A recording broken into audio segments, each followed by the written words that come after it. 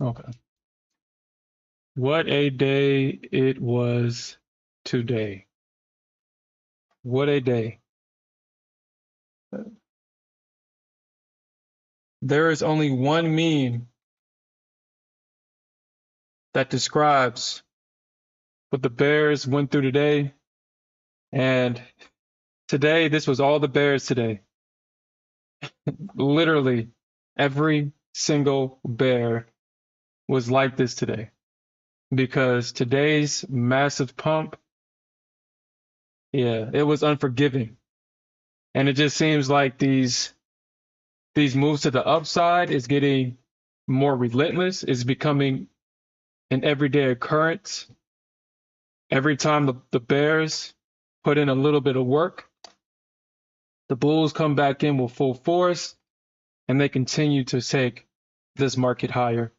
And mind you, we was all the way down around the 1600s, 1700s, 17,000s. And we're almost at 21,000. 21,000. And they don't say that during the election year, the market is not manipulated because there's no reason why we should be trading almost at 21,000 on the Nasdaq. But we don't trade what we think, we trade what we see. And what we see is a massive move higher. And yeah. But before all that, let's get into the news for tomorrow so we're prepared, so we know what we're going to be preparing for. Now, we only have one big data point that we should be looking at tomorrow. Jerome Powell did state that he's going to be monitoring the labor market. I don't know what that means for the market, but because he made that statement, it's going to appear that these jobless claims, the initial jobless claims and continuous jobless claims, is going to be a data point that we should start to focus on moving forward until stated otherwise. However, the big market mover for tomorrow is going to be CPI. And so far, all inflationary data has been bullish events. And I do not think that's going to stop going into tomorrow. We do have some natural gas at 9:30. We have the 4-week bill auction at 10:30. We have a Fed speaker also at 10:30. And we have the 30-year bond auction and the monthly budget statement for the month of June at 12 and 1 o'clock. So now that we're all caught up on the news, let's jump into the charts and let's create a game plan for tomorrow's price action. Okay. All right. So this is basically what got the Bears completely stressed out. Completely stressed out. The Bears were able to get a move down yesterday. The Bulls found support here at this area of support, and from here, the Bulls made a massive move up that continued into the next session. We had a slight pullback right here into this area of support. And from here, this is where we saw that massive short squeeze moving to the upside.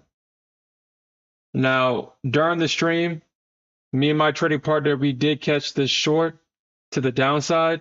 What I was looking for was possibly a retest of at least 680, possibly 660. It's obvious we didn't get that. Once the Bulls made it clear that they was going to protect this low, they made a massive move higher.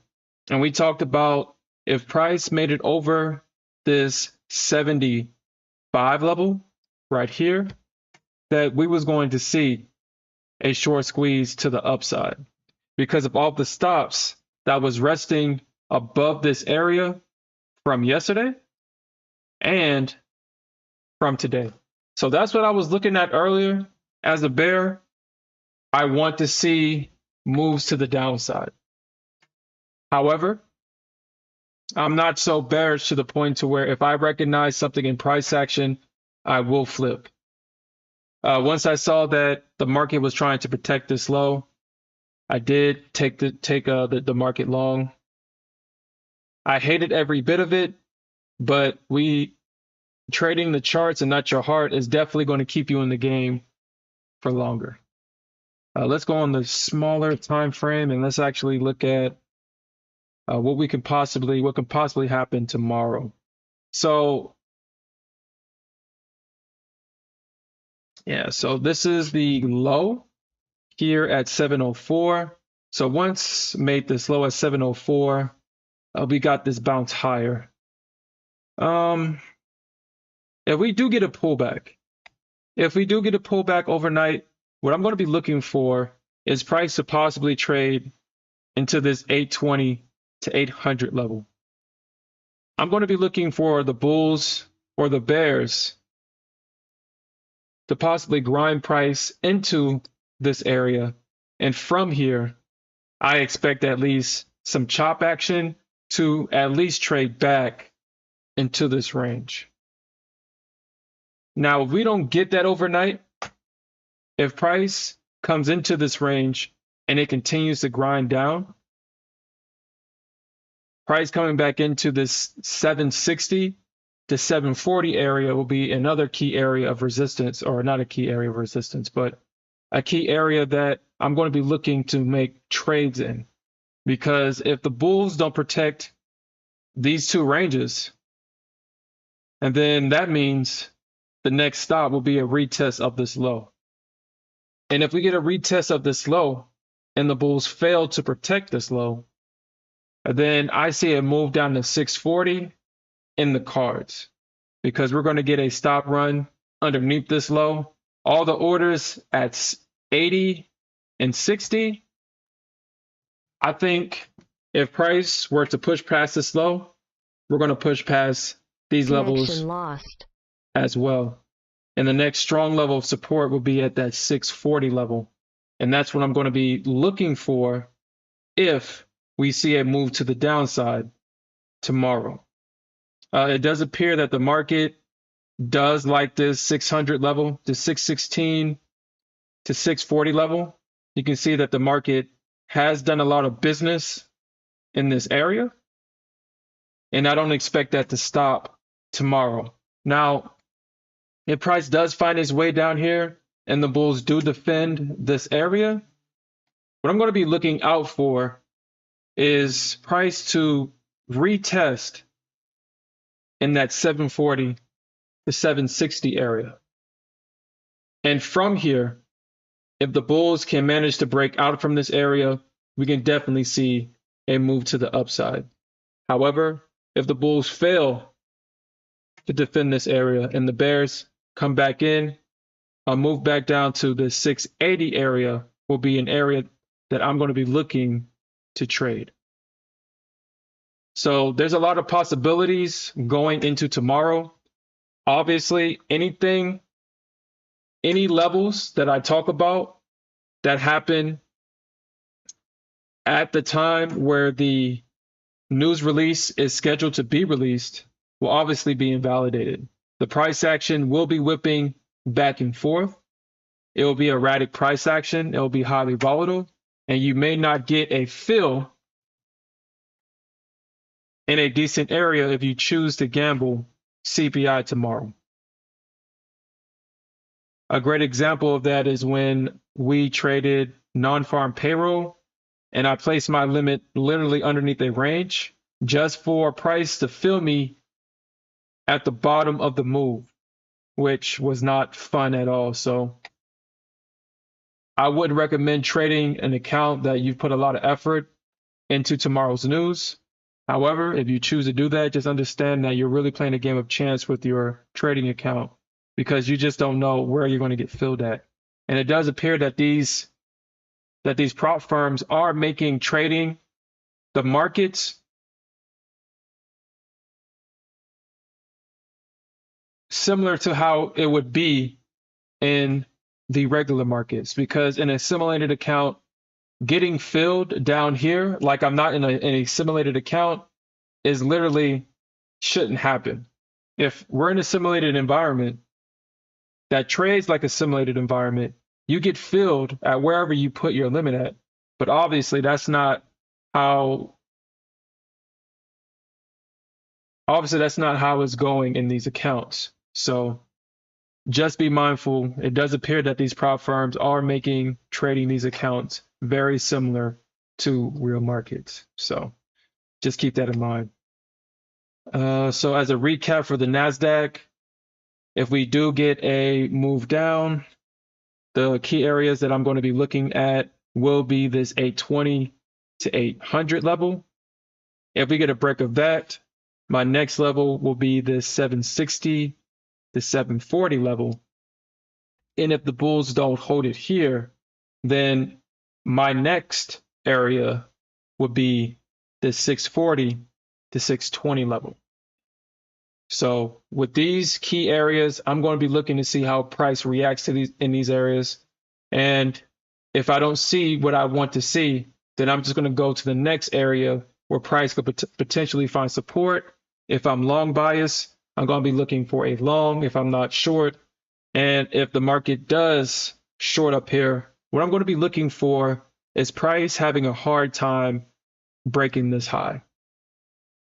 If price gets back up here for a short, and I start to see that the bears or the bulls are struggling, and we're seeing the bears really defending this area, or bulls and bears taking profits in this area and selling short, then I will get in short, and this will be my first, well, this would be one of the runner targets that I would have. I would be targeting 820 as a level if we get that overnight. So with that said, let's jump into an ES chart. All right, so this is an ES chart. Just like the Nasdaq, well, unlike the Nasdaq, you can see that we've had 1, 2, 3, 4, 5, 6, 7 green candles. So basically, the market was only red for since open only 3 hours out of the entire session. And after we got this red candle, we was basically green the entire day. And as an ES trader, getting price action like this is definitely welcomed. It was a slow grind up, but we didn't get none of that back and forth price action with the ES. You can see that as a new hourly candle opened up, price just made moves to the upside. And that's what you want to see. Now, after we got a break of this high right here, and this high right here, that's when we saw that massive move to the upside. And if we look at a smaller time frame chart, you can see that basically price just grinded on the 21 EMA for the entirety of the session, where it reached a high of 690 and 50 cents. So with the ES, what I'm going to be looking for overnight, I'm going to be looking for price to come back into this 670 to 665 area. This is where I expect the bulls to come in to try to defend for a retest of that high. You can see if you look to the left, there's a lot of support in this. There's a lot of support in this area. And I really expect for the market to come back and test somewhere in this range. Now, if the bulls fail to protect this area, the next key level that I'm going to be looking for would be that. So I wouldn't think the 660 would be a good area, but somewhere around this 655 to about 645 would be the next area that I want to place a trade. Somewhere in here from 50 to about 45. Yeah, about 50 to 45. This will be a great area for the bulls to try to come back in and try to defend this area. You can see that we have a break of this range. And what I'm waiting for is that retest of this range for the bulls to come back in and try to make a run back up to test all-time highs. But a more realistic target for the ES will be trading back into this range around 665. So from a move from 650 to 655 would be something that I will be looking out for if we get a move back into this range. So with the ES, it's not necessarily that complicated. Just kind of recapping, I'm going to be looking at the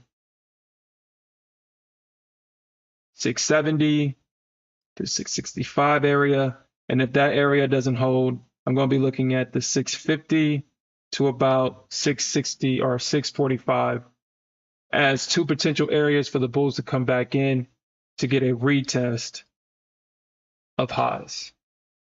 All right, and with that said, let's jump into a gold chart. And that will be the last chart that I look at tonight.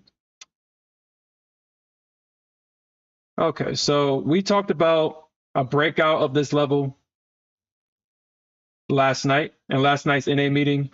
And as you can see, once we got this breakout and we got this pullback into this range, you can see that the bulls are trying to buy it, as we talked about in last night's NA meeting. Now, this would actually be a great risk reward trade because it does appear that the bulls are trying to buy here at this neckline. So this would be a great risk to reward trade for a retest of, if not this high, possibly this high. Now, if the bulls fail here to protect this area of support, my next level that I'll be looking for will be this 2372 area. 2372. You can see if you look to the left that there's a lot of price action here. There's a lot of price action here, and we got a breakout from this area here at this level at 2372. So if the bulls don't hold it here, I expect from them to continue to trade, or the bears to continue to trade price down, and for them to try again somewhere in this area. So that's what I'm going to be looking for with gold. Actually, what I will do is I'm going to take this trade in the sim. I do want to see if this trade will work out.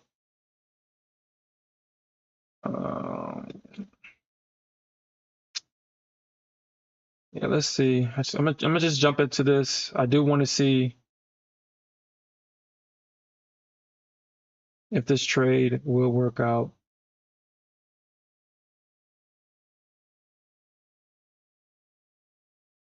And this is why I don't trade commodities. This is why I don't trade them. Okay. All right, so let me just actually get a great risk to reward. 2377. 78.4 minus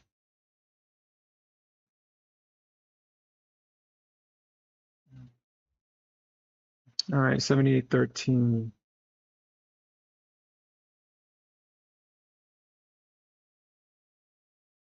Oh, then that's not.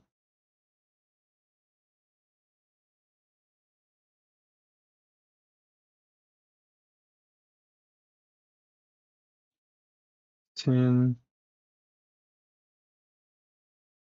$20. Okay. All right. So yeah, I want to see what this trade does overnight.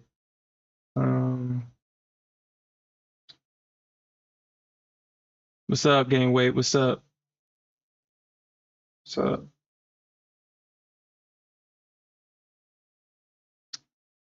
Yeah, I want to see what this trade does overnight. This is a 27-point stop.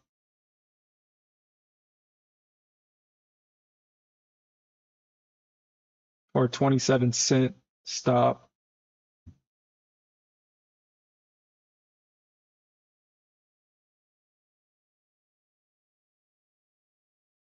Hmm.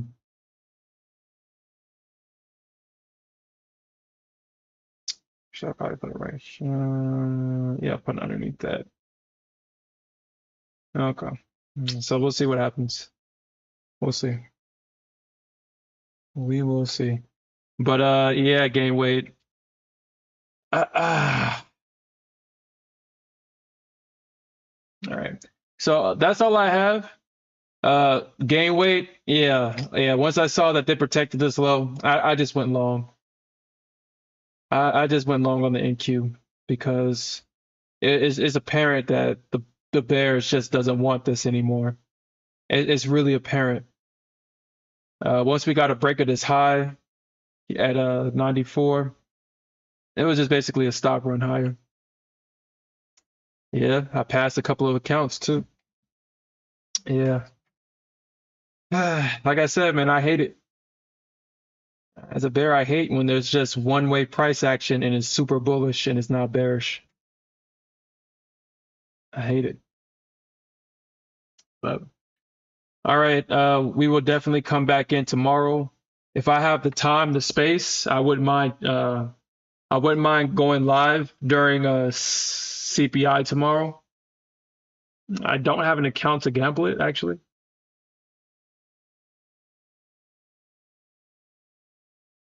I mean, I guess I could gamble it in the sim. I could gamble it in the sim.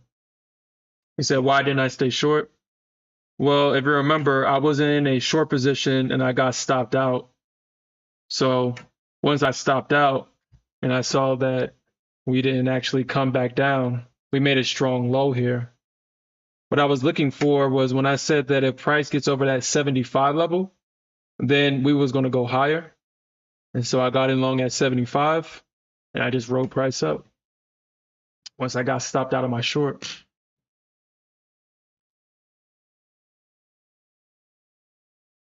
He said, I mean, I'm a bear, but I don't get stubborn. I'm not that stubborn. I am not that stubborn. I am not that stubborn. I am not that stubborn. So, like I said, I hated it, but I just knew that if we got over 75, or was it? Yeah, if we got over 75, then that was going to be it. I just knew it because of all the stops that's sitting above it. And I just knew that we was going to get a retest of this level. And if we got a retest of this level, I knew that we was going to go to 820. Now, I didn't expect for us to do all this extra shit, honestly. But I just knew that if we got over 75, that was just going to be it for the Bears. That was just going to be it. And you could just see that the stop run. You can see it that they ran the stops. And I was like, once they ran the stops, yeah, let me just get in long. I'm not fighting this. I'm not going to fight it. I'm not going to fight it. And actually, the fib levels, actually, the fibs actually came in clutch too. The fibs came in clutch. Even though I didn't necessarily use this fib, I used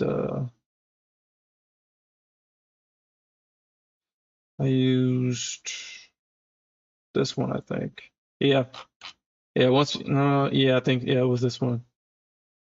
Yeah, once we got a price to trade over that level, I just knew it. It's like, yeah, let me just go long. Ain't no point looking for shorts because they ain't gonna work. Bastard, fight it every day. You know, it's interesting that you say that. It's interesting that you say that. Because I don't see it as fighting. I see it as when I identify a short opportunity, I'm just gonna take it. I'm a bear. I'm gonna take shorts. I will admit that if you're just patient and just wait for the bears to exhaust themselves, obviously the money is made to the long side, yeah. The money is definitely made to the long side, I will give you that. I'm not blind to that. It's just that I'm just going to take the short. That's it. I'm going to take the short. But me and Smith called out this level perfectly. Yeah, I got to give us props for that. We called out this level before it even hit. The 715 to 711 level. We called this out. I got to give us props for that. What I wish I would have did was actually take profits like I said I was going to do and went long. If I could change anything, that's what I would change. Was getting out of my short and going long where I said that I was going to go long. The crazy thing is when I actually saw this, once I saw that they found support here, I was like, fuck. But but I was hoping that the Bears is going to be a little bit stronger than that. But I'm coming to the terms that if I'm in a short and we get into an area of support, what I may start doing is actually trailing the stop or trailing in the area with my stop and then just flipping long. And if I take a loss, I take a loss, but it just seems like the Bears just don't want it no more. They're just unable to really follow through. I really was expecting them to fill in this void that we left or that Price left in this area. I was really hoping the Bears would come down here and fill this void because I believe that 680 to 660 would have been a better long, but I mean, I don't control the market, so yeah, I was hoping for them to touch 680, at least 680, at least, but they ain't do that. They ain't do it. And you know what, Alfred, you're absolutely right. I wasn't even thinking about that earlier today, that this was a Powell pump. I wasn't even thinking about that either. It's a classic Powell pump. Classic. And I wasn't thinking about that. The only thing I was thinking about was if it gets over this level, I'm just going to go long because I know the shorts ain't going to work. I know the shorts just ain't going to work.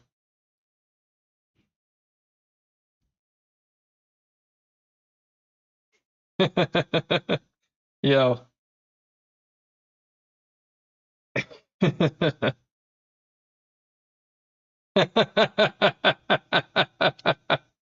I'll make you go long again? Okay, can't wait.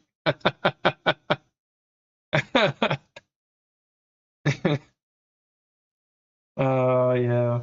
I am a stubborn bear. But I'm not that stubborn. Like I said, I mean, I'm not going to sit here and like I said, a previous version of myself would have definitely done that. I would have definitely done that. I would have shorted this market until I blew my account. I'm not going to sit here and lie. I would have done that previously. I would have done it. I would have shorted it. I would have blown accounts. I would have bought another account just to short it full port, blow that account, and I just would have kept buying accounts and shorting it and blown accounts. I've learned from that. I have learned from that. And it's just now, it's just to the point to where it's like, yeah, if the market breaks above a certain level that I'm looking at, I'm just gonna hate it, but I'm just gonna go long. But it does appear that I bet like I don't trust it, man. I think we're gonna come back in here. This might be a good area where they might come back in, and they might want to protect this low at 853 for at least for right now, and they might somewhere in this area. But I'm going to expect for them to protect, if not this low at 842. We might get a double bottom here actually at 854, possibly. Connection lost. But if we get a break below this low, then I'm definitely going to be looking at this 820 level overnight before CPI. So.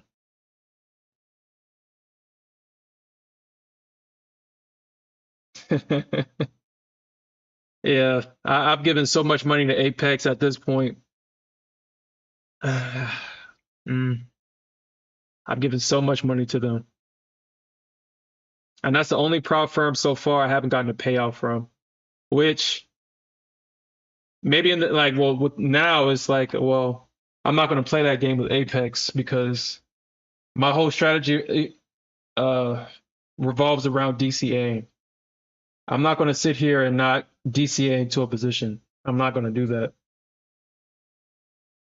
It's the whole point.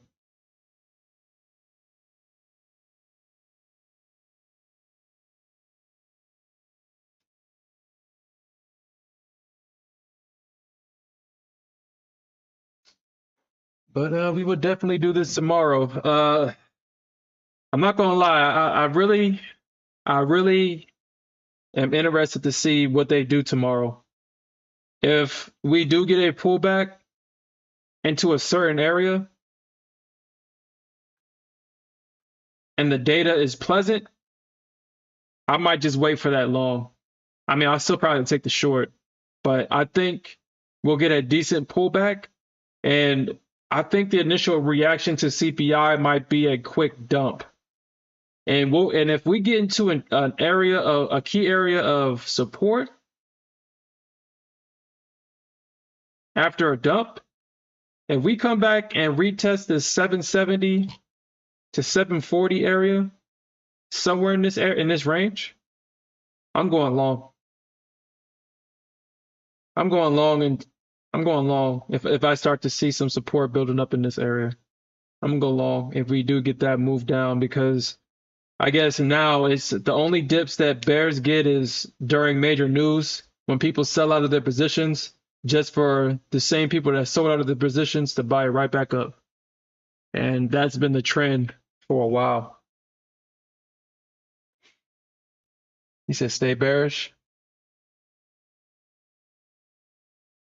He said 21K. You know, I would like honestly, I wouldn't even argue with you about that, Alfred. I really wouldn't. I would not argue with you about that. That is definitely a possibility going into tomorrow. That 21K. Definitely. Definitely. The only thing, the only thing is being able to get into a good position and catching that move to the upside. That's what's going to be the deciding factor going into tomorrow. It's going to be catching that up move. Catching that up move.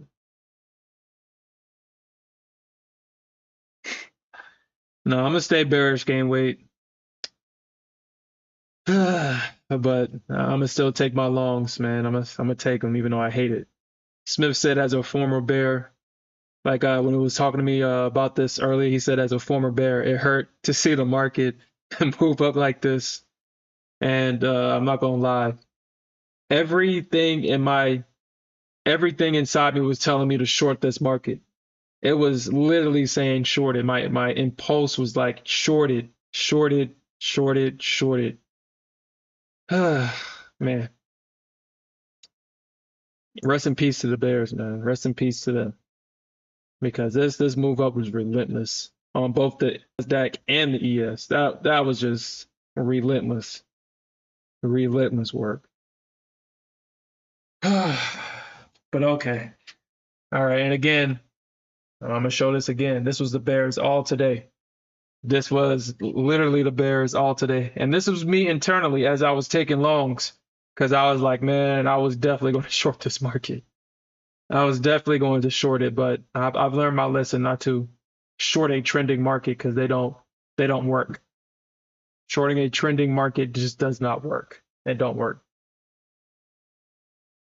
It just don't work.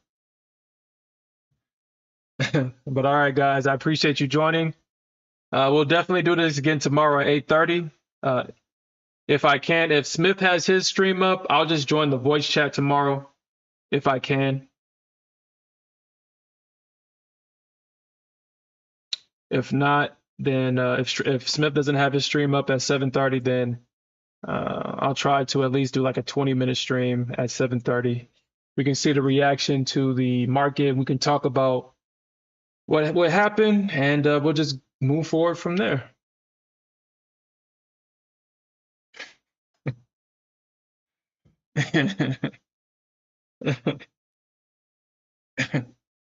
All right, guys. We'll do this again tomorrow.